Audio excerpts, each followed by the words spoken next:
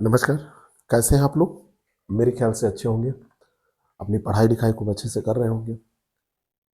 एक प्रश्न हमसे लोग फोन करते हैं और पूछते हैं क्या बिना कोचिंग के सिलेक्शन हो सकता है।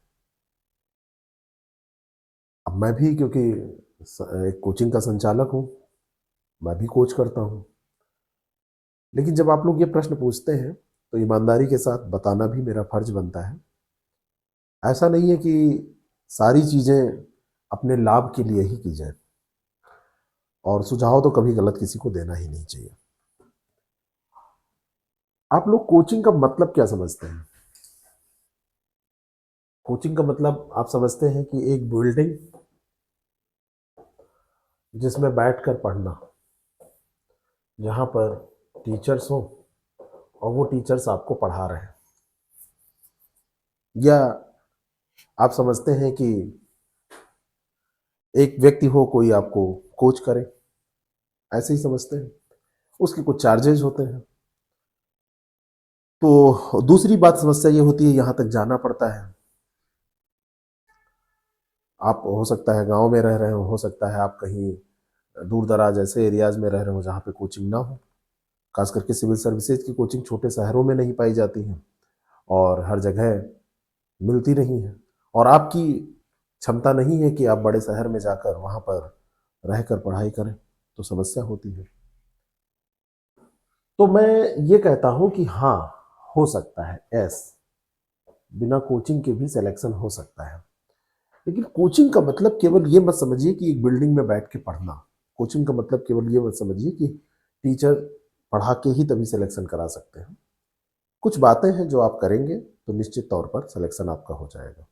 सबसे पहले तो आप देखिए कि आपका टारगेट क्या है, और उस टारगेट को आप निश्चित कर लीजिए कि आपको करना क्या है। जैसे कई लोग होते हैं वो कई फॉर्म भरते रहते हैं, उनको लगता है कि कई फॉर्म भरो तो कहीं ना कहीं कुछ हो जाएगा। तो टारगेट बहुत सारे नहीं होने चाहिए कि आप एसएससी भी दे रहे हैं, आप पीएससी भी दे रहे हैं, आप यूपीएससी भी दे रहे हैं, आप बैंकिंग भी उसमें भर दे रहे हैं। तो सबसे पहले टारगेट डिसाइड कर लीजिए। और टारगेट बहुत बड़े बड़े नहीं बनाने चाहिए। टारगेट हमेशा इस हिसाब से बनाने चाहिए जो आपके क्षमताओं के, आपके दायरे के अंदर आते हो, आप उसको अचीव कर सकें। मान लीजिए कि आपने कोई इसमें से टारगेट बना लिया, यूपीएससी देना है तो आप केवल वही दीजिए। मान लीजिए आपने पीएससी बना लिया, तो यूपीएससी पीएससी साथ में तो दे सकते हैं, लेकिन समय होना चाहिए पढ़ने का। दोनों के टेम्परामेंट अलग है, पूछने के तरीके अलग हैं, प्रश्न है ना, रिक्वायरमेंट्स अलग हैं। मान लीजिए आपने पीएससी टारगेट बनाया है, तो आपको करना चाहिए कौन कौन सी बातों को ध्यान रखना चाहिए, क्या करना चाहिए, ये सारी चीजें आपको थोड़ा सा ध्यान रख के चलना है। और कैसे सिलेक्ट, टारगेट पहले आप सेट कर लीजिए, 5 6 महीने का कम से कम समय रख लीजिए, और फिर आप चलिए आगे बढ़िए। तब प्रश्न आता है कि अब फिर कैसे पढ़ें। तो बहुत सारे लोग कहेंगे कि हम घर पे रह के पढ़ ही नहीं पाते हैं, हमको वहाँ पे माहौल नहीं मिलता है, बाहर रहते हैं तो पढ़ लेते हैं। तो इसमें थोड़ा सा आपको अपनी इंद्रियों पर, खास करके जो सोशल नेटवर्किंग साइट्स की इंद्रियां हैं, खास करके जो आपके दायरे हैं, जो सामाजिक दायरे हैं, उनको सीमित करना पड़ेगा। समाज में उठक बैठक थोड़ी सी कम करनी पड़ेगी। लड़कों के साथ ये समस्या ज़्यादा होती है। तो जो लोग कहते हैं कि हम पढ़ नहीं पाते हैं, तो रूम पे पढ़ें या लाइब्रेरी ज्वाइन करना इसके लिए ज़रूरी है। तो ये भी एक बहुत बड़ा प्रश्न आजकल आ रहा है। हम लोग पढ़ाई करते थे, घर पे ही पढ़ाई करते थे। लाइब्रेरी का कल्चर आ गया था, धीरे धीरे आने वाला था, लेकिन अब बहुत तेज़ी से बढ़ा है। हमारे भी इंस्टीट्यूट में लाइब्रेरी है, जो लखनऊ के लोग हैं वो आ सकते हैं। तो अब समस्या ये है कि आप घर पे नहीं पढ़ पा रहे हैं या अपने रूम पे नहीं पढ़ पा रहे हैं, तो लाइब्रेरी आपके पास ऑप्शन है। लेकिन बात यहाँ रूम या लाइब्रेरी की नहीं है। आप जब टारगेट सेट कर लें तो 6 मंथ, 4 मंथ, 3 मंथ, जो भी आपको पढ़ना है, जो भी है, 4 है, 3 है, जो भी है, उतने समय के लिए खुद को आप पैक कर लें। उतने समय के लिए आप फिर समझ लीजिए कि दुनिया देश आपके लिए है ही नहीं है। आपका वही जो सुबह से शाम तक का रूटीन है, उसी में दुनिया बसती है। अब आप कहेंगे कि तो पढ़ें क्या इसमें? जिस भी एग्जाम की आप तैयारी कर रहे हैं, सबसे पहले उसके सिलेबस को बहुत अच्छे से देखें। ये मैं उनकी बात कर रहा हूं जो कोचिंग नहीं कर सकते हैं। उसके सिलेबस को बार बार पढ़ें, उसमें जितने भी पॉइंट दिए हैं उन सारे पॉइंट्स को देखें, उन सिलेबस का डिटेल एनालिसिस करें, अच्छे से एनालाइज करें उसको, और देखने के बाद में फिर इस सिलेबस को बिल्कुल रटा हुआ होना चाहिए, आप रट लें। जब आप पढ़ें, जब आप क्वेश्चन देखें, तो आपको पता होना चाहिए कि सिलेबस के इस बिंदु से इसका संबंध है। कई प्रश्न आपके सामने आएंगे जो किसी एक खास बिंदु से संबंधित नहीं होंगे, वो अलग अलग बिंदुओं से संबंधित होंगे, मिसलेनियस सवाल बना दिए जाते हैं। हो सकता है कि उसमें आपको एक स्टेटमेंट लगे कि ये तो ज्योग्राफी के ज़्यादा करीब है, दूसरा स्टेटमेंट आपको इकोनॉमी के ज़्यादा करीब लगे। तो सिलेबस को पूरा एनालाइज करिए, किसी कोचिंग की कोई ज़रूरत नहीं है, आप सिलेबस को एनालाइज करिए। हाँ, इसमें मदद लीजिए, ऑनलाइन मदद लीजिए, कोई आपके आसपास रहता है उसकी मदद लीजिए, और इसको एनालाइज करने के बाद में फिर आप चले आइए पीवाईक्यूज पर, और वहाँ पर देखिए कि यहाँ से क्वेश्चंस कैसे पूछे जा रहे हैं। जो आपने सिलेबस देखा है उससे क्वेश्चन बन कैसे रहे हैं। हिस्ट्री से क्या पूछा जा रहा है, फिजिक्स से क्या पूछा जा रहा है, केमिस्ट्री से क्या पूछा जा रहा है, ज्योग्राफी में वर्ल्ड ज्योग्राफी से क्या पूछा जा रहा है। ये सारी चीज़ें आप डिसाइड कर लीजिए, समय तय कर लीजिए कि रोज इसको करना ही है। सिलेबस तब तक देखते रहना है जब तक आपका सिलेबस बिल्कुल कंठस्थ ना हो जाए, तैयार ना हो जाए। पीवाईक्यूज तब तक देखते रहना है जब तक आपको समझ में ना आ जाए कि कहाँ से क्या पूछा जाता है। और जब ये सारी चीज़ें आपकी हो जाए तो आप समझ लीजिए कि तैयारी आपने शुरू कर दी है और आप आगे बढ़ रहे हैं निरंतर। तब स्कोर पर ध्यान दीजिए कि आपने कोई पेपर उठाया पुराने साल का, उसमें 150 क्वेश्चन थे या 100 क्वेश्चन थे, जो भी थे, उसमें कितने परसेंट सवाल आपके सही हो रहे हैं। और अगर ये 65%, 60% के आसपास पहुंच रहे हैं, 60% से ऊपर आप क्रॉस कर जा रहे हैं, तो आपकी अच्छी परफॉर्मेंस मानी जाएगी। सारे सब्जेक्ट सबके किसी के स्ट्रांग नहीं होते हैं, और सारे सब्जेक्ट में कोई अच्छी परफॉर्म नहीं कर पाता है। अच्छी परफॉर्मेंस सारे सब्जेक्ट में कोई नहीं कर पाता है। मुझे भी दिया जाए तो कुछ सब्जेक्ट मेरे हैं जो ठीक ठाक हैं, कुछ मुझे आता है उसमें, बहुत सारे ऐसे सब्जेक्ट हैं जिसमें मुझे बहुत कम आता है या नहीं आता है। हाँ, मैं सीख सकता हूँ उसको, मैं पढ़ता हूँ तो मैं सीख सकता हूँ। और कोई काम कठिन नहीं है इस दुनिया में, कोई काम कठिन नहीं है। और सलाह बहुत कम लीजिए लोगों से, है ना। तो आप कर सकते हैं, अपने आप कर सकते हैं। और जब ये सारे काम आपके हो जा रहे हैं तो आप फिर अब देखिए कि रिसेंट में क्या पूछा जा रहा है। कभी कभी पीवाईक्यूज से रिसेंट ट्रेंड एनालिसिस अलग हो जाती है। जैसे आज के 3-4 साल पहले के पीसीएस का पेपर आप देखेंगे और आप अभी के समय का पेपर देखेंगे, 7 साल पहले का पेपर देखेंगे, तो उसमें अलग अलग आपको ट्रेंड मिलेगा, उसका अलग अलग ट्रेंड दिखाई देगा आपको। आयोग समय दर समय अपने को बदलता रहता है, परिवर्तित करता रहता है। तो और पेपर आपको वर्तमान समय में देना है, तो पेपर अगर आपको वर्तमान समय में देना है तो आपको वर्तमान ट्रेंड जो चल रहा है, जो पैटर्न इस समय चल रहा है, उस पर तैयारी करनी पड़ेगी। इसमें आप हम लोगों की मदद ले सकते हैं।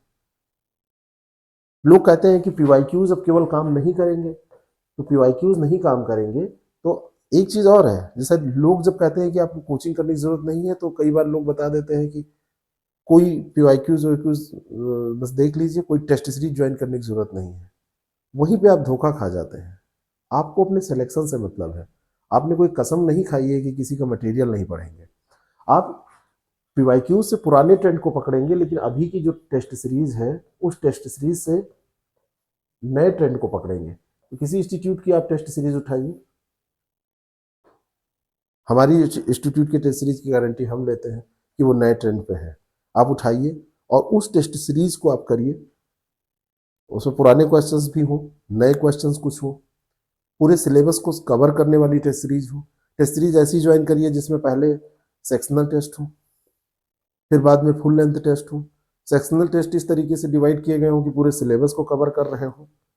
अपने आप करिए, आप किसी कोचिंग की जरूरत नहीं है, आप करते रहिए। लेकिन आप किताबें थोड़ी लिखेंगे, आप टेस्ट खुद थोड़ी ना बनाएंगे, आपको उसके लिए मार्केट पे डिपेंड रहना पड़ेगा। और फिर जब ये हो जाए तो आप प्री और मेंस दोनों का सिलेबस साथ में लेके चलिए। कुछ चीज़ें कॉमन होती हैं, जहाँ पर लिखने वाली चीज़ें हैं उनको लिखते चलिए थोड़ा बहुत। जब प्रीलिम्स नज़दीक आए तो प्रीलिम्स पे फोकस हो जाइए, लेकिन वैसे जब पढ़िए तो प्री मेंस दोनों के बारे में सोचिए। लगातार प्रयास करिए कि आप जो पढ़ रहे हैं उसको लिख भी पा रहे हैं, और लिखने के साथ साथ आप उसमें एमसीक्यूज भी कर पा रहे हैं, और जब लिख रहे हैं तो कम शब्दों में लिख पा रहे हैं। हम एक अंसराइटिंग का ग्रुप चलाते हैं, उसको एक्टिव करने जा रहे हैं। अभी इस बीच में इनएक्टिव था, आप उसमें उसको ज्वाइन करिए, उसका लिंक नीचे डिस्क्रिप्शन में मैंने दे दिया है। हमारे पास टेस्ट सीरीज है, आप घर पे बैठे हैं, आप अपने आप पढ़िए, किसी कोचिंग हमारे यहाँ पे आने की जरूरत नहीं है, आप इसको करिए।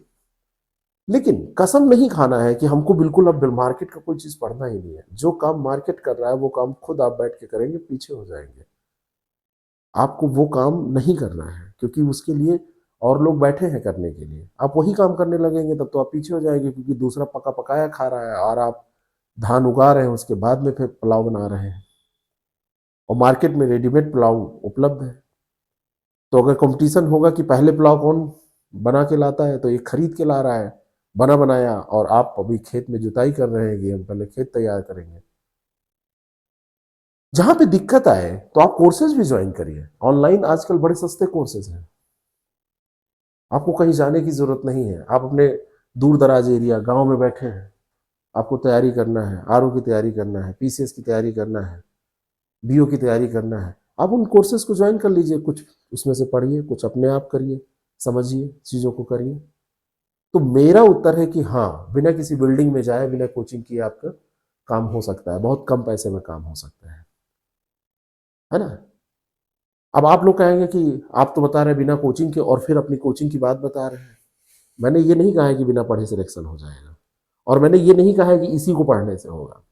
मैंने ये ज़रूर कहा है कि आपको मदद लेनी चाहिए, चाहे वो हमारी लीजिए, किसी इंस्टीट्यूट की लीजिए, कहीं से भी आप लीजिए, लेकिन मदद तो लेनी पड़ेगी। आप खुद धान उगा के पुलाव नहीं बना पाएंगे, और अगर ऐसा करेंगे तो आपको दसियों साल लग जाएंगे, 2-3 पंचवर्षीय योजनाएं बीत जाएंगी, कुछ होने वाला नहीं है। लोग यही गलतियां करते हैं। और प्री मेंस को दोनों को साथ में लेके चलने का मतलब ये कदापि नहीं है कि अब आप जब मेंस तैयार हो जाएगा तब प्री पढ़ेंगे, या मेंस तैयार हो जाएगा तब प्री देंगे।